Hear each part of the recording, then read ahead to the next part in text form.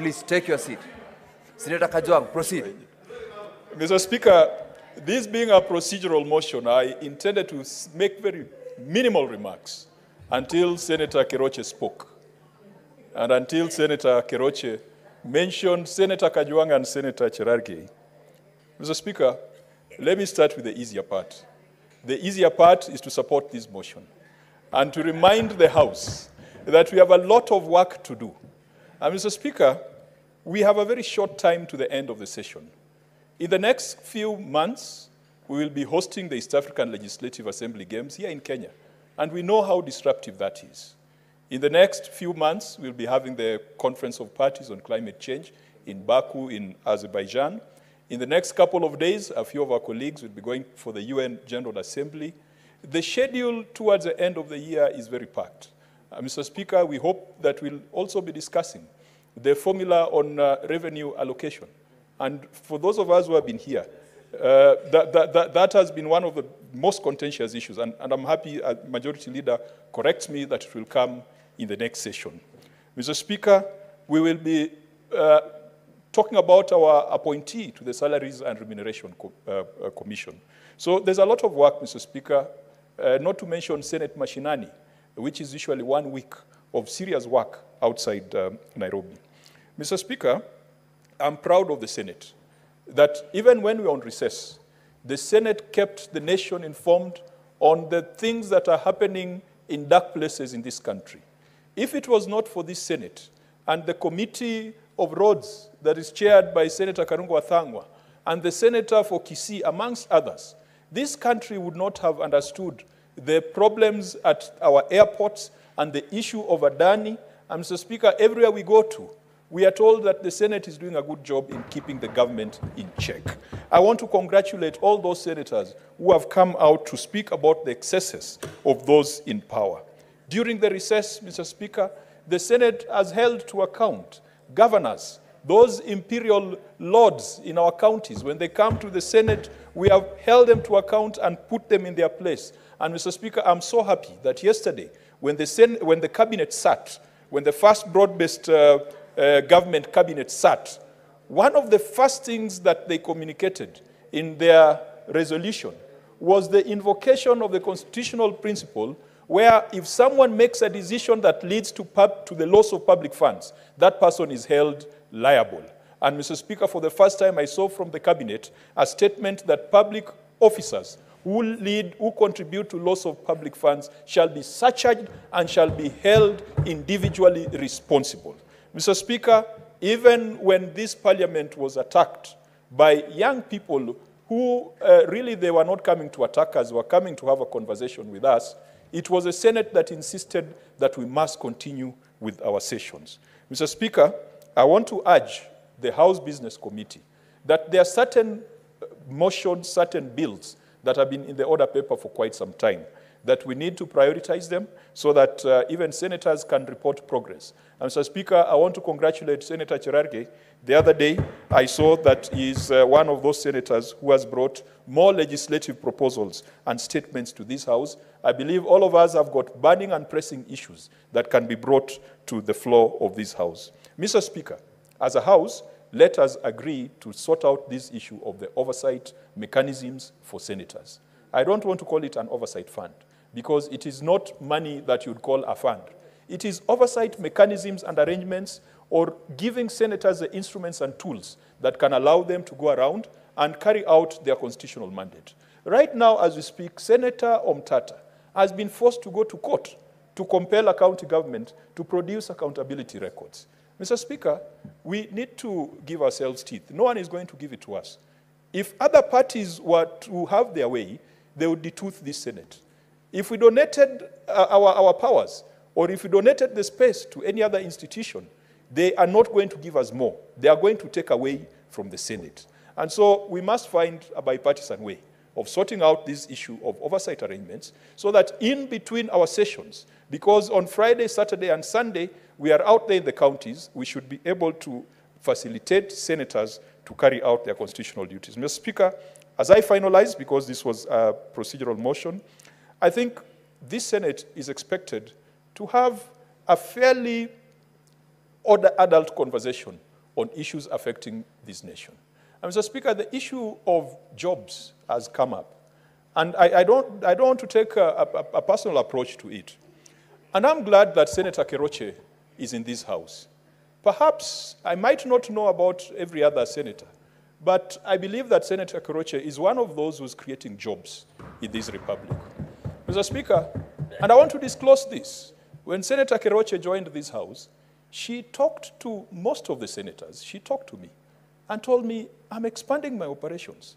Could you get me someone with certain qualifications so that I can consider them to push my organization to the next level? Very few entrepreneurs will tell you that. Very few entrepreneurs will reach out to colleagues and tell them, I am expanding, I am scaling up. If you have someone, recommend them to me. Because some people will go to their relatives and family, and those are the ones who kill industry. Senator Keroche, I'm very proud of you, and I'm very proud of what you've been able to achieve in a tough environment.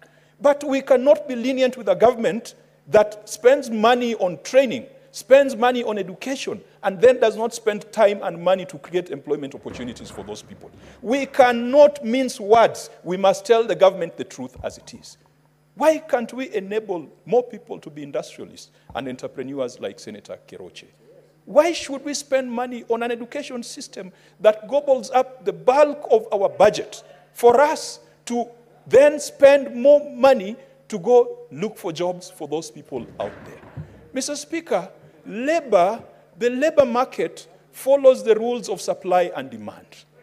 If you've got an excess supply of labor, it means that your local market, you have already satisfied the conditions, you have already satisfied the demand for the local market. For you now to go to Germany to look for more jobs for your people.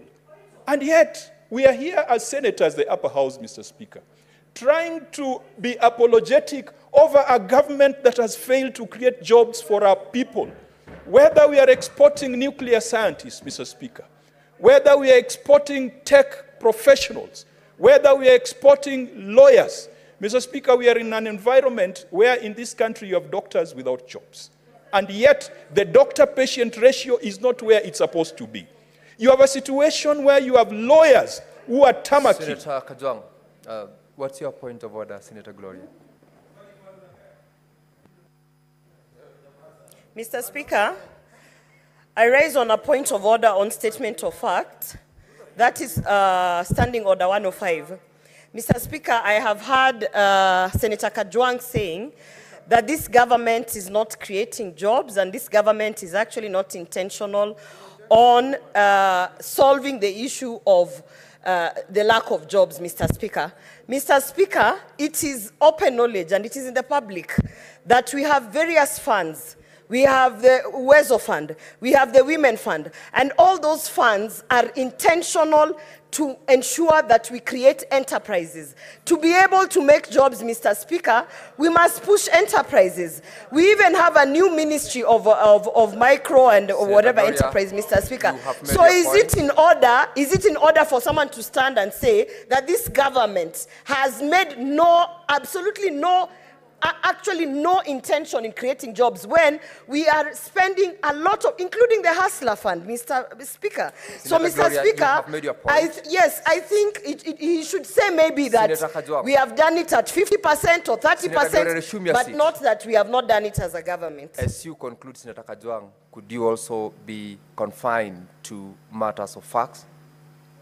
As you conclude. Mr. Speaker, I invite the House to peruse publicly available documents, the report of the Kenya Institute of Public Policy and Research, KIPRA, the report of the Kenya National Bureau of Statistics.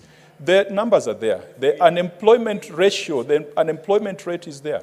The Federation of Kenya Employers, the rate of unemployment is there. It is not getting any better.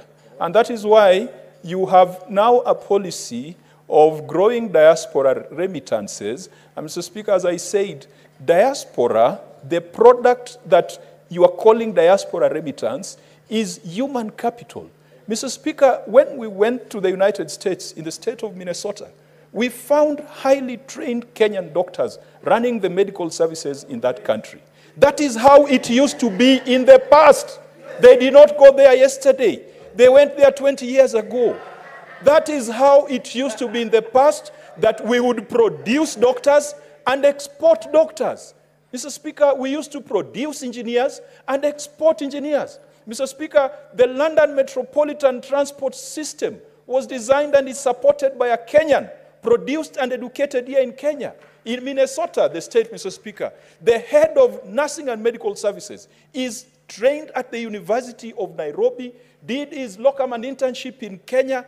That is a kind of export that we should be doing. Mr. Speaker, even when it comes to coffee, we export prime coffee. We export prime tea. That is what Kenya has been known for. That is what Kenya should be known for. And that is what our government should strive to be known for. That we are exporting professionals of the highest caliber who can bring back home skills that can drive this economy. And I am not afraid to say that someone who went to the university, it is demeaning for them to go to Qatar and be subjected to house calls, Mr. Speaker, when that person studied architecture, that person studied law, that person studied engineering. Let us not be apologetic. Let us not be embarrassed to call it what it is. But, Mr. Speaker, I do not believe that Senator Orwoba, 9 months from today, because she has told us there was no withdrawal, so there will be some things after 9 months. 9 months from today, I do not think that that baby that she will raise and take to school, that she would be happy for that child to study engineering, only for that child to become a housemaid. Let us not be mediocre. Let us not be mediocre. And let us tell the government not to treat Kenyans in a mediocre fashion. We have the capacity to be the Silicon Savannah. Mr. Speaker, we have the capacity to export IT labor. We have the capacity to export legal labor. The president should not be using taxpayers' money to go and look for jobs of guards and house girls. And we are not demeaning them. We are just saying that let him create those opportunities here at home. Mr. Speaker, I beg to support. Now, Senator Halwale, you definitely cannot then... I rise under Standing Order number 66 to request that since we have now become repetitive on this procedural motion, Mr. Speaker, you put the question. You invite the mover to reply. I want to do some other business.